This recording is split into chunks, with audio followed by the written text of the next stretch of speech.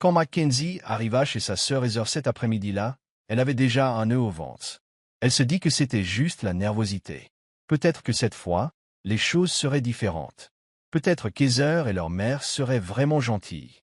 Peut-être qu'aujourd'hui serait consacré à la famille et au rire, et non à une humiliation silencieuse déguisée en plaisanterie.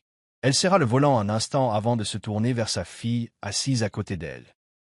Emma lissa le devant de sa robe, une simple robe d'été jaune qu'elle avait économisée en gardant les jumeaux de la voisine. Elle en était tombée amoureuse dès qu'elle l'avait vue en ligne. Elle n'était ni tapac sans grave-l'œil ni chère, mais c'était son style. Douce, jolie et modeste. Elle était magnifique. Ses cheveux noirs étaient ramenés derrière ses oreilles, et elle portait un petit bracelet en argent qu'elle avait trouvé à la foire artisanale de son école. Elle était nerveuse.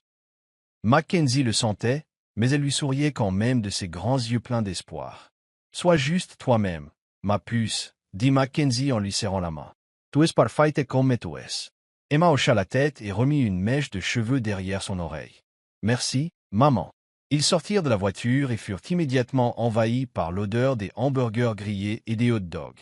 Des rires flottèrent dans l'air. Les enfants se précipitèrent sur la pelouse soyeusement tondue. Les adultes étaient adossés à des chaises en plastique, tenant des assiettes en carton remplies de nourriture. On aurait dit le genre de réunion de famille qu'on voit dans les publicités télévisées, joyeuse et insouciante.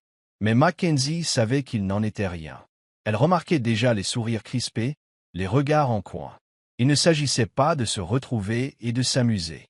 Il s'agissait de s'évaluer, de dénigrer celui qui semblait le plus faible. Heather les aperçut de l'autre côté du jardin et leur fit signe de la main. Ses cheveux étaient tirés en arrière en une queue de cheval élégante, ses lunettes de soleil de créateur remontées sur sa tête.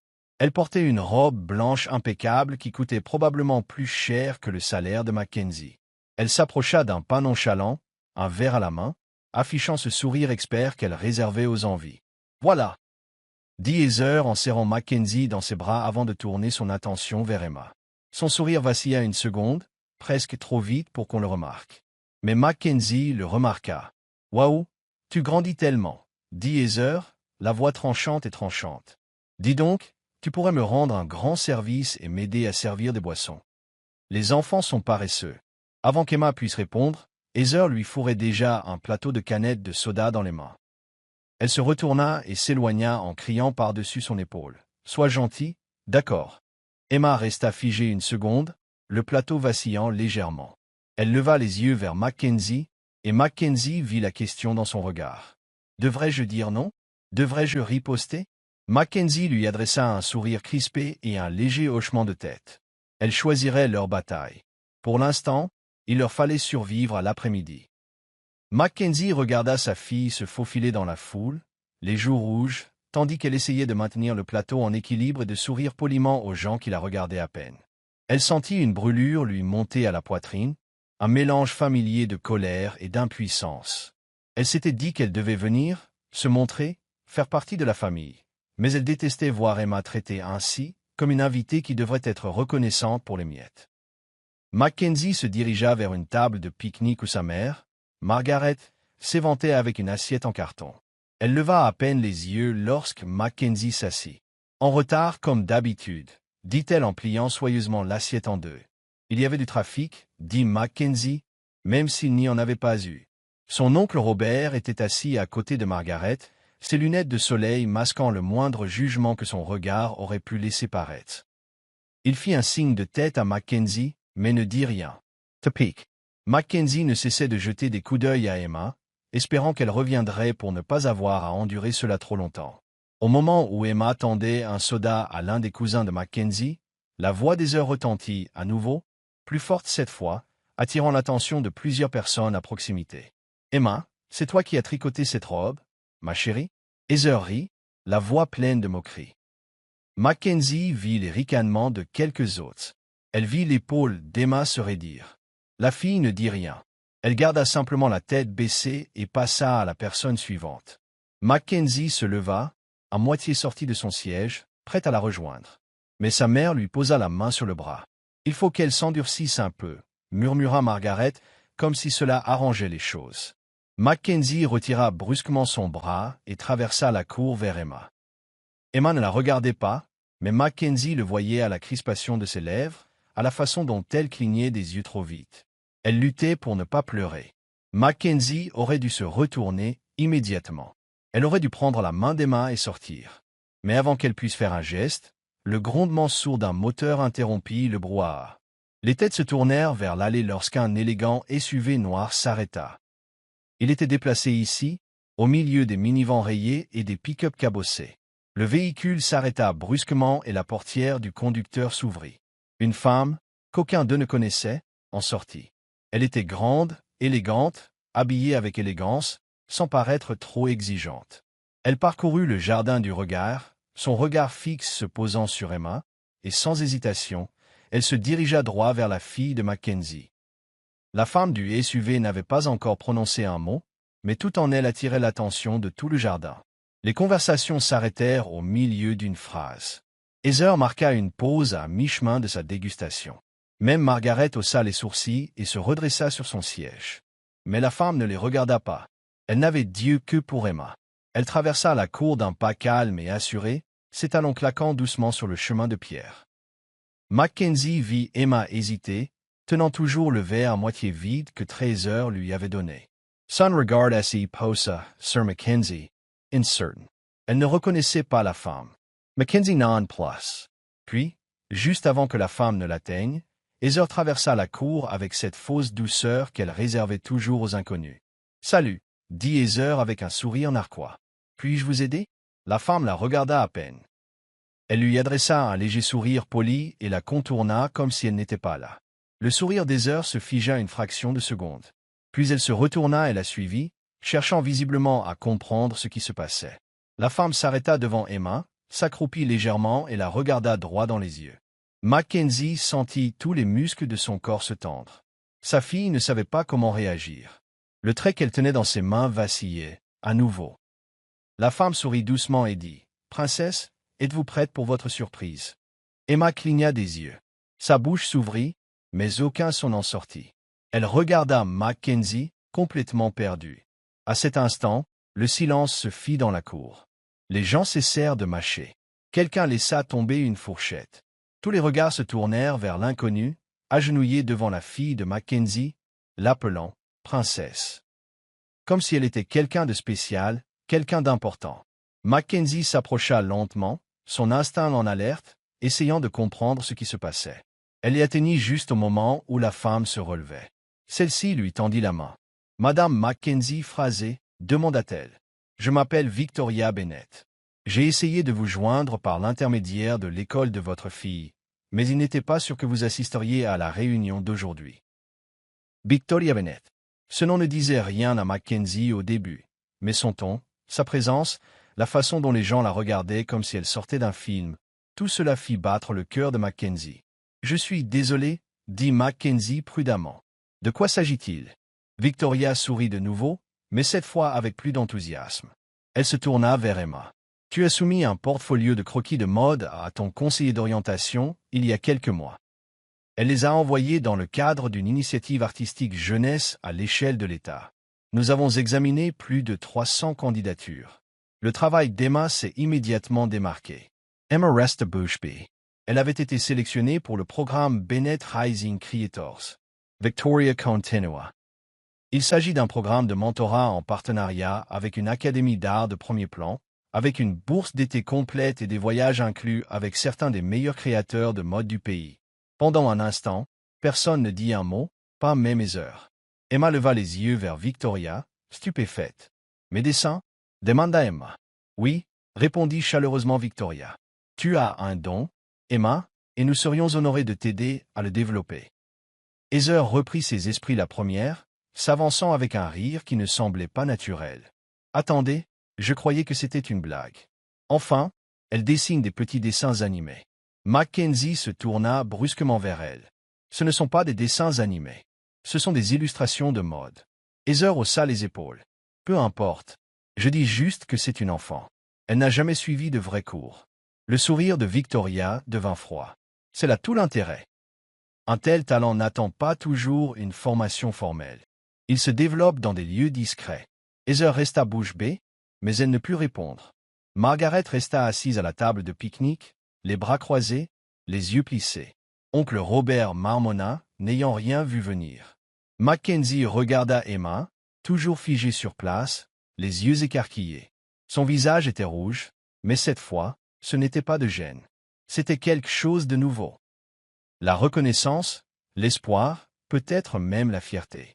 Mackenzie se plaça derrière elle et posa une main sur son épaule. « Tu l'as fait » murmura-t-elle. « Tu l'as mérité. » Victoria fouilla dans son sac et tendit à Emma une enveloppe blanche impeccable.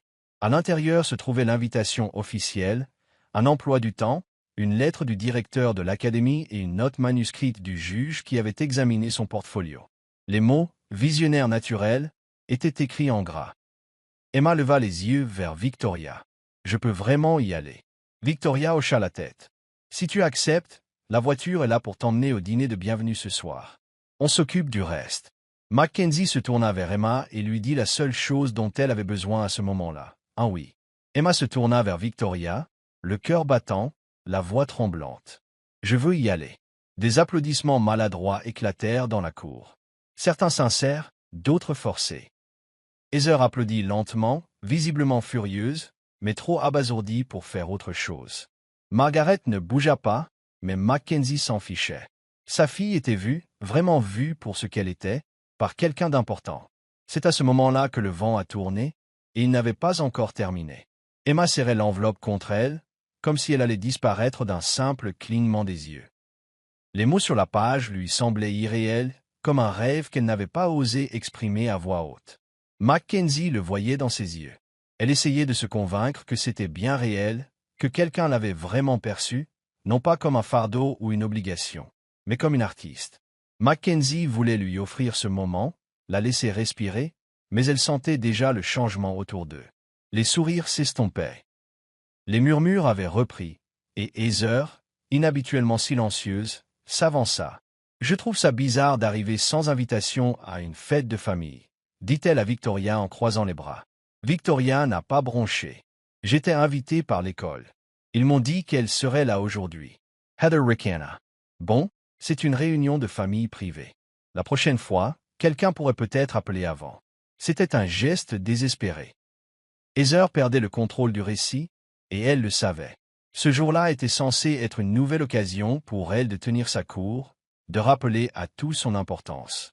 Mais le projecteur s'était déplacé, et ce n'était plus elle qui était braquée. Il était désormais braqué sur une adolescente de 14 ans promise à un avenir qu'aucun d'eux n'avait anticipé. Mackenzie Assavenka. On s'en va. Sa voix était plus rauque qu'elle ne l'aurait voulu, mais elle ne la retint pas. Elle se tourna vers Emma. « Prends ton sac dans la voiture. » Emma hésita. « Mais qu'en est-il? On a fini ici, dit Mackenzie. Va chercher tes affaires. » Elle hocha la tête et se dirigea vers l'allée. Heather s'y plaqua devant Mackenzie. « Oh, Alice Mackenzie, ne dramatise pas. » Mackenzie la regarda droit dans les yeux. « Tu as humilié ma fille. Tu l'as obligée à servir à manger à des gens qui se croient meilleurs qu'elle. Et tu t'es moqué de ses vêtements. Ce n'était pas de la famille. C'était de la cruauté, et je ne la laisserai pas subir ça une minute de plus. » Margaret, toujours assise à la table de pique-nique, prit la parole sans regarder Mackenzie. « Tu exagères. Elle devrait apprendre à supporter les taquineries. Elle a 14 ans. » Mackenzie répondit. « Et ce dont elle a besoin, c'est d'être entourée de gens qui croient en elle, pas de gens qui essaient sans cesse de la rabaisser. » Elle regarda Victoria. « Quand doit-elle partir? » « Le dîner commence dans 2 heures, dit Victoria. Nous avons une chambre préparée pour elle ce soir. Elle pourra vous appeler de l'hôtel une fois installée. » Emma revint, son sac à dos en bandoulière. Son bracelet brillait au soleil tandis qu'elle serrait la bandoulière. Elle se tenait à côté de Mackenzie, toujours silencieuse, mais son regard était différent, plus brillant, plus féroce. « Tu es sûr? » demanda doucement Mackenzie. Emma hocha la tête. « Oui, je veux y aller. » Mackenzie la serra fort dans ses bras. « Alors vas-y. Je serai là à ton retour. » Victoria lança à Mackenzie un regard chaleureux et rassurant. « On prendra bien soin d'elle. » Mackenzie recula et les regarda se diriger vers le SUV. Le chauffeur ouvrit la portière arrière. Emma marqua une pause avant de monter et regarda la cour. Son regard balaya les visages stupéfaits de ceux qui ne l'avaient jamais vraiment vue. Elle n'a pas fait signe. Elle n'a pas souri. Elle est simplement entrée et a fermé la porte. Le moteur démarra. Le SUV démarra. Mackenzie se tourna vers sa famille. Tu ne l'as pas brisé. Tu as essayé, mais tu as échoué. Heather leva les yeux au ciel. Tu agis comme si elle avait gagné à la loterie. Non, dit Mackenzie. Elle a gagné mieux. Liberté. Elle n'attendit pas de réponse. Elle se dirigea vers sa voiture, monta dedans et partit sans dire au revoir. 20 minutes plus tard, le téléphone de Mackenzie vibra et une photo de Victoria apparut. Emma se tenait devant l'entrée d'une salle de bal d'hôtel, vêtue de la même robe d'été jaune dont Heather s'était moquée. Sauf que maintenant, elle lui allait complètement différemment. Elle se tenait droite, les épaules en arrière, la tête haute. Son sourire illuminait tout son visage. Mackenzie fixa longuement cette photo. Elle repensa à quel point elle avait failli garder Emma dans ce jardin juste pour éviter les conflits. Elle avait failli garder le silence par politesse, mais plus maintenant. Sa décision était prise. Elle ne resterait plus jamais assise sans rien dire pendant que quelqu'un tenterait de détruire l'esprit de sa fille, même s'il s'agissait de sa famille. Ce soir-là, après que Mackenzie soit rentrée et ait fermé la porte d'entrée derrière elle, la maison semblait plus silencieuse que d'habitude. Pas vide, juste différent. Pour la première fois depuis longtemps, il n'était pas alourdi par la tension. Elle n'avait pas l'impression de devoir se préparer au prochain commentaire ni de ressentir la culpabilité qui accompagnait toujours les retrouvailles avec sa famille. Le silence était apaisant. Elle était assise sur le canapé, téléphone à la main, attendant des nouvelles d'Emma. Une partie d'elle-même n'en revenait toujours pas. Emma avait quitté ce jardin comme une personne sortant d'une cage. Mackenzie l'avait vue filer vers quelque chose de réel, quelque chose qui lui appartenait à elle et à personne d'autre. Lorsque son téléphone s'alluma, elle décrocha avant la fin de la première sonnerie. « Salut maman », dit Emma. Sa voix était douce, mais différente, plus assurée. « Ça va ?» demanda Mackenzie. « Ouais, plus que bien. On a dîné avec les autres étudiants. Ils viennent de partout. Une fille vient de Toronto, une autre de Vancouver. On a chacune reçu un journal avec nos noms. Et devinez quoi? On m'a dit de choisir mon mentor demain, comme une vraie créatrice. Mackenzie sourit. On dirait que tu attends ça depuis toujours. Emma hésita. Je crois que oui. Ils ont discuté encore quelques minutes. Puis Emma a dit qu'elle devait aller voir le directeur du programme. Mackenzie lui dit qu'elle était fière d'elle, qu'elle l'aimait, et Emma lui répondit. Après avoir raccroché, Mackenzie resta assise là, le téléphone à la main, essayant d'assimiler ce qui venait de se passer. Elle ignorait alors à quel point les jours à venir allaient changer. Le lendemain matin, Heather avait déjà commencé à inventer une nouvelle version de l'histoire. Elle a publié une photo du barbecue sur Facebook avec une légende sur la priorité accordée à la famille et le soutien aux jeunes talents. Elle n'a jamais mentionné ses commentaires ni la façon dont elle avait tenté d'embarrasser Emma. Elle donnait l'impression d'avoir toujours été fière de sa nièce. Margaret a ensuite publié son propre message félicitant Emma, comme si elle l'avait encouragée depuis le début. Quelques cousins ont commenté avec surprise, demandant pourquoi ils n'avaient jamais entendu parler des créations d'Emma. Mackenzie ne répondit à rien. Elle n'en ressentait pas le besoin. La vérité avait déjà parlé d'elle-même. Emma a suivi le programme pendant 6 semaines. Chaque jour, elle envoyait à Mackenzie des photos de croquis, des planches d'inspiration, des échantillons de tissus épinglés sur des tableaux en liège, et même des selfies avec ses mentors. Sur une photo, elle se tenait aux côtés d'une femme qui avait créé des robes pour des célébrités. Le sourire d'Emma était le même que celui qu'elle arborait lorsqu'elle dessinait des robes dans son carnet, petite fille. Mais il y avait désormais une flamme derrière lui. De la confiance. Propriété. Vers la fin du programme, une présentation a eu lieu. Chaque étudiant a présenté une pièce qu'il avait conçue de A à Z. Mackenzie se rendit en ville où se tenait le défilé, assise au premier rang, les mains jointes sur les genoux. Les lumières s'éteignirent, la musique retentit, puis un mannequin sortit vêtu de la création d'Emma. Elle ne portait pas la robe elle-même, mais elle portait une pièce indéniablement sienne. Les lignes douces, les textures superposées, les détails soignés reflétaient sa force tranquille. Le public applaudissait. Les juges acquiesçaient. Une femme essuya une larme. Plus tard, Emma retrouva Mackenzie dans les coulisses et la serrada. Aînesse ses bras. Elle tremblait de nervosité et de joie. « Je n'arrive pas à croire que j'ai fait ça », murmura-t-elle dans l'épaule de Mackenzie. « Tu ne l'as pas fait comme ça », dit Mackenzie. « Tout est symbole. » Plus tard dans la soirée, alors qu'ils rentraient chez eux, Emma se tourna vers Mackenzie et lui demanda « Tu crois qu'ils comprendront un jour ?»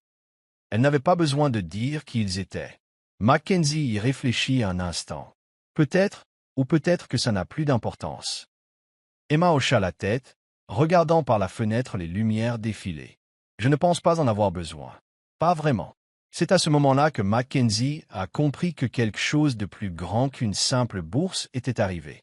Sa fille était sortie de l'ombre de ceux qui ne la voyaient pas, et elle n'avait plus regardé en arrière. Il ne s'agissait pas seulement de mode ou d'art. C'était une question de liberté. C'était l'histoire d'une fille qui avait été traitée comme si elle devait être reconnaissante d'être enfin incluse et qui avait enfin la chance de voler de ses propres ailes, non pas parce qu'on le lui avait permis, mais parce qu'elle l'avait mérité et qu'elle les avait obligés à regarder. 3 mois se sont écoulés depuis ce barbecue. 3 mois se sont écoulés depuis qu'Emma s'est levée devant un public et a révélé qui elle était vraiment, et 3 mois depuis que Mackenzie a fait un choix qu'elle aurait dû faire il y a des années. Il ne parle plus à la plupart des membres de la famille de Mackenzie. Heather n'a pas appelé. Margaret a envoyé un court message dans lequel elle espérait qu'elle pourrait surmonter le drame, mais elle ne s'est jamais excusée. Elle n'a jamais demandé comment allait Emma. Elle voulait juste que tout redevienne comme avant. Calme, calme, confortable pour eux. Mais Mackenzie ne cherche plus à les mettre à l'aise. Emma Essepenot. Sa chambre est couverte de croquis, de palettes de couleurs et d'échantillons de tissus. Elle a postulé pour un programme d'arts avancés dans son école et a été acceptée sans hésitation. Son conseiller d'orientation a dit à Mackenzie qu'elle marchait la tête haute maintenant. Elle prend la parole en classe. Elle se porte volontaire pour diriger des projets. Elle n'est plus la même fille qui hésitait à lever la main ou qui se repliait sur elle-même quand on lui coupait la parole. Elle grandit et devient quelqu'un qui connaît sa valeur. Et c'est parce qu'elle a enfin vu cette valeur lui être reflétée par des gens qui la célébraient au lieu de la rabaisser. La semaine dernière, ils étaient assis par terre dans la chambre d'Emma, feuilletant l'album qu'elle avait réalisé lors de son stage d'été. Entre les photos et les talons de billets se trouvait un petit mot de Victoria Bennett, écrit avec soin. « Soyez audacieux, soyez gentils et n'attendez jamais la permission pour briller. » Emma le relut, puis leva les yeux vers Mackenzie. « Avant, je pensais que je n'étais à ma place nulle part, dit-elle. Mais maintenant, je pense que je n'étais peut-être pas dans la bonne pièce. » Mackenzie n'a pas su répondre au début. Sa poitrine se serra, emplie d'une fierté qui l'empêchait de parler. Elle tendit la main et toucha celle d'Emma. « Tu n'as jamais été le problème, dit-elle. Il refusait tout simplement de voir qui tu étais vraiment. » Pendant longtemps, Mackenzie s'en voulut de ne pas avoir protégé Emma plus tôt. Elle se disait qu'elle devait maintenir la paix. Elle ne voulait pas isoler sa fille. Elle voulait qu'Emma ait le sentiment d'avoir une famille. Mais elle a appris qu'être présente ne signifie pas être acceptée. Et être apparenté ne signifie pas que quelqu'un vous aime comme vous le méritez. Ce qui compte, c'est qui est à vos côtés quand ça compte. Qui vous soutient. Qui célèbre votre joie sans vous donner l'impression de lui devoir quelque chose en retour. Parfois, l'acte d'amour le plus radical que l'on puisse offrir à son enfant est de s'éloigner des personnes qui le font se sentir indigne. Ce jour-là, au barbecue, ils ont essayé de rappeler à Emma sa place. Ils la forçaient à servir les assiettes et à prendre les commandes, car ils la considéraient encore comme petite. Ils voyaient Mackenzie comme une mère célibataire qui devrait être reconnaissante d'avoir une place à table. Mais Emma n'avait pas besoin de leur table. Elle a construit la sienne. Et quand ce SUV noir s'est arrêté et qu'un inconnu a vu la valeur d'Emma avant sa propre famille, tout a basculé. Elle est repartie de ce jardin la tête haute, son avenir entre ses mains. Et tous ceux qui essayaient de la rabaisser étaient obligés de rester assis là et de regarder. Elle ne criait pas. Elle ne protestait pas. Elle ne les a pas suppliés de mieux la traiter. Elle est simplement partie. Voilà à quoi ressemble la force. Parfois, la justice ne prend pas la forme d'une confrontation dramatique. Parfois, elle est silencieuse. Parfois, c'est une fille en robe jaune qui monte dans une voiture avec quelqu'un qui croit en elle. Parfois, c'est le moment où une mère décide que la joie de son enfant compte plus que l'opinion des autres. Elle n'a pas regardé en arrière. Et elle ne le fera pas. Emma n'a jamais été une personne qu'on laissait passer. Elle n'était jamais une considération secondaire. Elle n'était jamais moins importante. Ils ont essayé de la rabaisser, mais elle est partie ce jour-là en reine. Salut les amis. Merci beaucoup d'avoir regardé jusqu'au bout. N'oubliez pas d'aimer, de commenter et de vous abonner. Au revoir.